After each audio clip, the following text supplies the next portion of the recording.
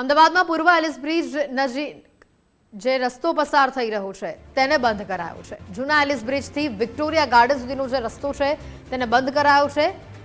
માણેક બુરુજ પાસે હયાત સ્પાના રિસ્ટોરેશનની જે કામગીરી છે તે હાથ ધરાઈ છે। કામગીરીને લઈને 21 દિવસ આ બ્રિજ બંધ રાખવાનો નિર્ણય કરાયો છે।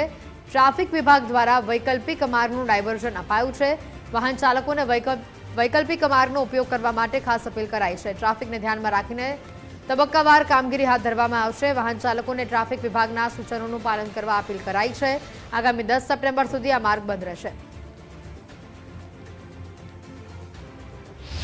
અમદાવાદનો સૌથી જૂનો એલિસ બ્રિજનું જે કામગીરી છે રિનોવેશનની તે કરવામાં આવી રહી છે। તેના ભાગરૂપે એલિસ બ્રિજ નીચેનો જે રસ્તો છે તેને 21 દિવસ માટે બંધ કરવામાં આવ્યો છે।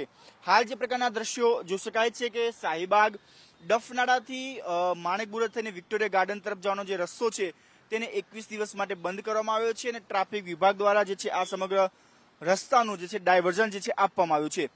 જૂના એલિસ બ્રિજથી વિક્ટોરિયા ગાર્ડન તરફ જવાનો જે રસ્તો બંધ કરવામાં આવ્યો છે, જેમાં ખાસ કરીને માણેક બુક પાસે આવેલા હયાત સ્પાની સ્ટ્રેન્ડિંગ અને રેસ્ટોરેશનની કામગીરીને કારણે આ રસ્તો જે છે બંધ કરવામાં આવ્યો છે, જેના દ્વારા ટ્રાફિક વિભાગ દ્વારા રિવરફ્રન્ટના પૂર્વથી ગુજરી બજાર અને ત્યારબાદ વિક્ટોરિયા ગાર્ડન તરફ જઈ શકાય તે માટેનું આખું ડાયવર્ઝન આપવામાં આવ્યું છે અને વાહન ચાલકોને પણ વૈકલ્પિક માર્ગનો ઉપયોગ કરવાની પણ અપીલ કરવામાં આવી છે। જોકે આ ટ્રાફિકને ધ્યાનમાં રાખીને તબક્કાવાર રીતે કામગીરી જે છે એ હાથ ધરવામાં આવશે।